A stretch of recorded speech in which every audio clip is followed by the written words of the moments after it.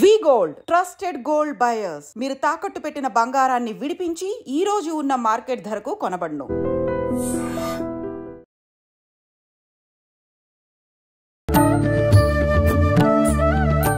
నమస్కారం, welcome to I dream media. ధర్మ మార్గం విత్ విజిత కార్యక్రమానికి స్వాగతం. ప్రస్తుతం మనతో పాటు ఉన్నారు ప్రముఖ ఆధ్యాత్మికవేత్త, లలిత ఉపాసకులు శ్రీ శ్రీ శ్రీ నానాజీ పట్నాయక్ గారు. ఇప్పుడు వారితో మాట్లాడదాం. నమస్కారం గురుగారు. శ్రీమాత్రే నమః. గురుగారు, మనకు ఇప్పుడు ఆల్రెడీ పుష్కరాలు ప్రారంభమయ్యి ఒక 3-4 రోజులు అయిపోయింది. మనకు పుష్కరాలు అనగానే ఖచ్చితంగా నది స్నానం చేస్తే మనకున్న పాపాలు తొలగిపోతాయని చెప్పి, లేదు అంటే మనసులో ఏమైనా ఉన్న అవి నెరవేరుతాయి కోరికలు అని చెప్పి, ఏదైనా కష్టాల్లో ఉన్న అవి తొలగిపోతాయి, రకరకాలుగా చెప్పుకుంటూ ఉంటారు. ఇప్పుడు జరుగుతున్న ఈ పుష్కరాలు సరస్వతి పుష్కరాలు. సరస్వతి అమ్మవారు అనగానే జ్ఞానానికి, విద్యకి ప్రతిరూపంగా భావిస్తాము. మరి ఈ పుష్కర స్నానం చేయడం వల్ల అవి మనకు లభిస్తాయి అనుకోవచ్చా, లేదంటే ఎటువంటి ఫలితం ఉంటుంది తెలియజేయండి. ఖచ్చితంగా అమ్మా. ఇక్కడ ఏంటంటే అసలు ఫస్ట్ దీన్ని ఒక్కొక్క పేరు ఎందుకు వచ్చింది, పాయింట్ నెంబర్ 1. రెండవది, దీనివల్ల కలిగే ఫలితాలు ఏమిటి, ఏ గ్రహస్థితి ఉన్న వాళ్ళకి ఇది ఇంకా బాగా పనిచేస్తుందని చూసుకుంటే కనుక అసలు సరస్వతి పుష్కరాలను ఎందుకంటారు. ఎప్పుడు కూడా మీరు గమనించండి, గురువు గనక మిథున రాశిలోకి ప్రవేశించగానే సరస్వతి పుష్కరాలు అంటారు. గురువు మిథున రాశిలో ప్రవేశించినప్పుడు మొన్న 15వ తేదీ ప్రవేశించాడు కాబట్టి 15వ తేదీ నుంచి సరస్వతి దేవి పుష్కరాలు. ఎందుకు మిథునానికి ఎందుకు తీసుకుంటారు, ఏం వృషభం, మేషం ఇవన్నీ ఉన్నాయి కదా అంటే, బుధుడు యొక్క రాసులు, బుధుడు జ్ఞానము, విద్య, వీటికి కారకుడు. ఎవరి జన్మజాత చక్రంలో అయినా బుధుడు పాడయ్యాడు లేదా 4th హౌస్ పాడైంది, వాళ్ళకి ఖచ్చితంగా ఎడ్యుకేషన్లో డిస్టర్బెన్సెస్, బ్యాక్లాగ్స్, బ్రేక్స్ అవుతూ ఉంటాయి. బుధుడు పాడైనా లేదా బుధరాశులు పాడైనా.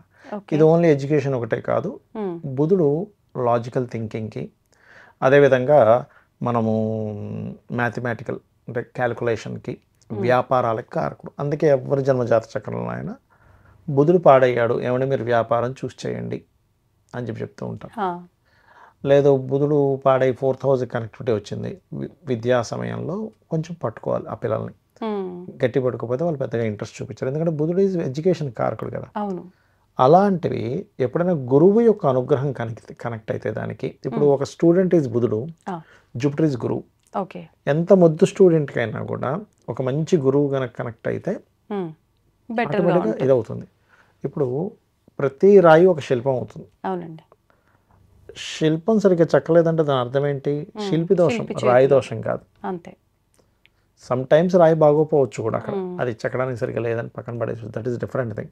అది అరుదుగా జరుగుతుంది. అట్లాగే ఇక్కడ మనం అర్థం చేసుకోవాల్సింది ఏంటంటే, ఒక్కొక్క స్టూడెంట్ ఒక్కొక్క టైంలో, అబ్బా నాకు ఇంతమంది ఈసారి చెప్పిన అర్థం కాలేదు, ఈసారి నాకు బాగా చెప్పాడబ్బా అంటారు. అవును. అలాంటిది ఎప్పుడైతే మీకు ఈ సరస్వతి పుష్కరాలు, సహజంగా సరస్వతీదేవి ఏంటంటే అంతర్వాహిని, బయటికి కనపడదు. ఈ అంతర్వాహినిగా ఉండేటువంటి పుష్కరాలు వచ్చినప్పుడు పిల్లలకి ఎవరికైనా బుధుడు పాడయ్యాడు, 4వ స్థానం పాడైంది, లేకపోతే మనకు అర్థమైపోతూ ఉంటుంది, 7వ తరగతి వరకు చూసాం, 10 వరకు చూసాం, వీటి ఏంటో ఇంట్రెస్ట్ చూపించట్లేదు అన్నప్పుడు ఆ పుష్కరాలకు గనక తీసుకెళ్తే ఖచ్చితంగా వాళ్ళకి బుధగ్రహ దోషమైనట్లయితే, లేదా గురుగ్రహ దోషం ఉన్నప్పుడు ఎలా ఉంటుందంటే, వాళ్ళు టీచర్స్తో భయపడుతూ ఉంటారు. గురువు బాలేడు, లేకపోతే నీచపడ్డాడు, పాపకత్తెరలో ఉన్నాడు, టీచర్ దగ్గరికి వెళ్ళాలంటే భయం వేస్తూ ఉంటుంది, టీచర్ని అడగాలంటే భయం వేస్తూ ఉంటుంది. చాలామందికి ఏమైపోతుందంటే, వాళ్ళకి డౌట్ ఉన్నా కూడా అమ్మో టీచర్ని అడిగితే ఇంతమంది ముందునే ఏమంటారు అంటే అందరిలో నేను బ్లేమ్ అయిపోతా అనేటట్టుగా అయిపోతాము. ఇది పిల్లలకి తల్లిదండ్రులు చెప్పాలి.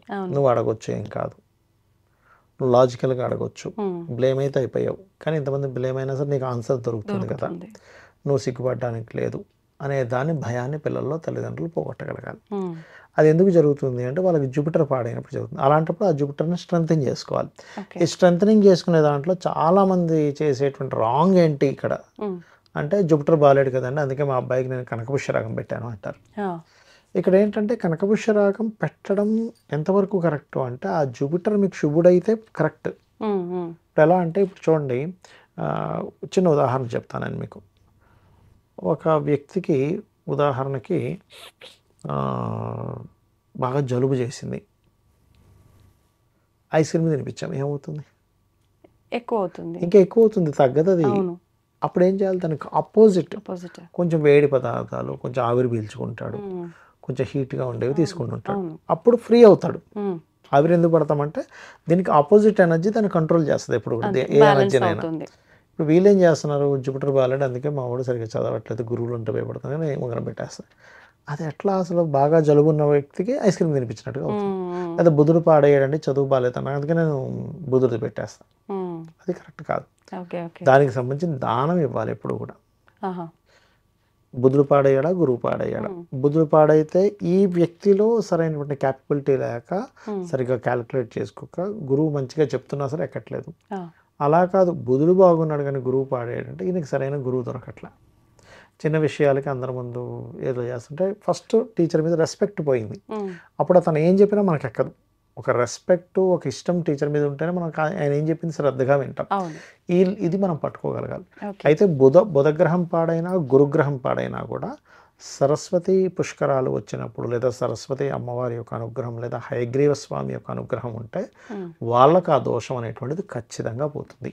ఓకే, అంటే ఓన్లీ దర్శనం చేసుకున్నంత మాత్రం నది స్నానం చేస్తాము. ఏదైనా మంత్రం కానీ మళ్ళీ ఖచ్చితంగా ఏ నది స్నానం చేసేటప్పుడైనా పిప్పలాద సముత్పన్నే కృత్యేలు ఒక భయంకర అనేటువంటి నెట్లో కొట్టిన వచ్చేస్తుంది మీకు మంత్రం.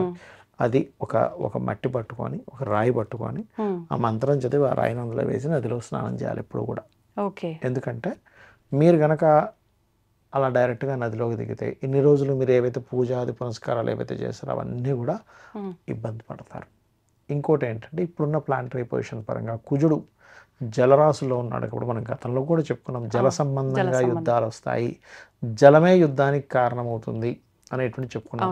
అంటే జలం అనేటువంటిది కీలక పాత్ర పోషిస్తుంది యుద్ధం రావడానికి, లేకపోతే ఒక తొక్కిసలాటలు జరగడానికి, లేకపోతే ఒక ఇవాళ రేపు మనకి స్లీపర్ సెల్స్ ఏదో చేయబోతున్నాం అనుకుంటున్నాం, స్లీపర్ సెల్స్గా తయారై ఎక్కడెక్కడ బాంబులు పెట్టడానికి, లేదా కొన్ని హైందవ సంబంధించినటువంటి కొన్ని ప్రదేశాల్లో కొన్ని ఆకస్మిక సంఘటనలు జరగడానికి జల పాత్ర బాగా పోషిస్తుంది. ఎందుకంటే కుజుడు కుజరాశుల్లో షష్టగ్రహ కూటమి జరిగింది, కుజరాశుల్లో కుజుడు ఉన్నాడు, అది జలరాశుల్లో కుజుడు ఉన్నాడు కాబట్టి అందుకని అది చాలా జాగ్రత్తగా ఉండాలి.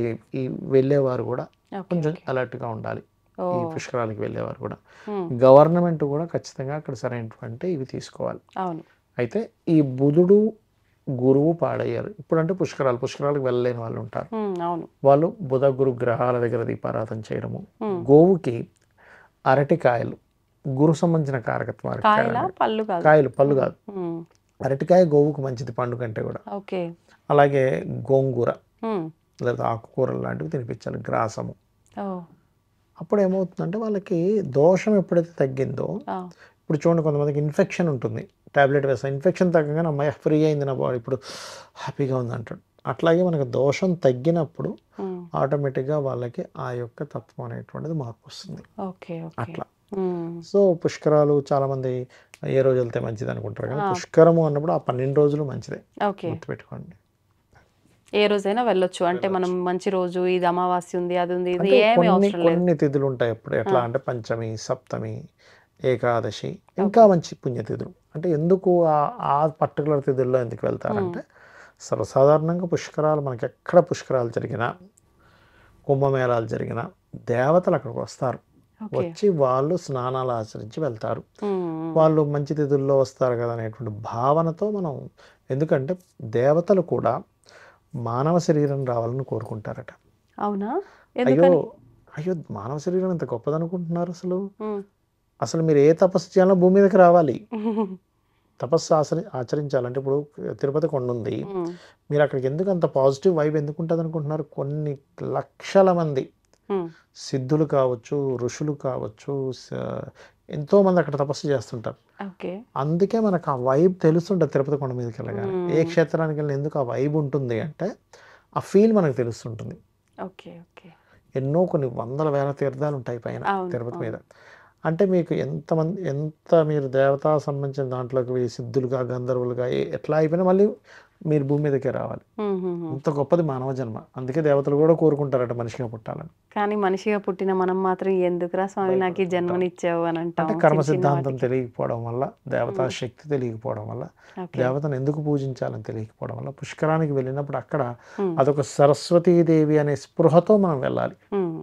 ఏదో నదిలోకి వెళ్ళిపోయాం వెళ్ళాం. ఇప్పుడు నదిలో స్నానం చేసేటప్పుడు కూడా చాలా మంది పసుపు కుంకుమలు పూలు దీపము తీసుకొని వెళ్ళి ముందర మొహానికి పసుపు రాసుకొని తర్వాత దీపం అవి వదిలిపెట్టి అప్పుడు స్నానం ఆచరించి వస్తుంటారు. అదంతా కరెక్ట్ పద్ధతి అంటారా? పద్ధతేనమ్మా. దానికి ఏంటంటే సంకల్పం చెప్పుకోవాలి. ఏమని సంకల్ప మీరు పురోహితుడు చేస్తారు. ఆ సంకల్పం చెప్పుకొని చక్కగా దీపం వదులుతారు. కాకపోతే సబ్బు రుద్దుకోవడం లాంటివి చేయకూడదు. చాలా పెద్ద దోషం. ఈత కొట్టకూడదు అని చెప్తుంది శాస్త్రం. ఈత కొడితే నదిని కొట్టిన పాపం వస్తుందట. అందుకని అలాంటివి చేయకూడదు. అంటే పుష్కర సమయంలో మాత్రం, మెయిన్గా పుష్కర సమయంలో. ఓకే, ధన్యవాదాలండి. శ్రీమాత్రే నమః. తవ్వండి, తవ్వుతూనే శివలింగం సరే దాన్ని అట్లా కప్పేసేయండి, చూపించదండి. మూర్తి పూజ కాదు, సాక్షాత్ బ్రజేంద్ర నందన భగవాన్ ఉన్నారు మూర్తిలో. ఏమీ ఆశించకుండా ఆరాధించే వాళ్ళు కూడా ఉన్నారా ప్రభుజీ? నిజమైన భక్తి అంటే మనకు తెలియదు కాబట్టి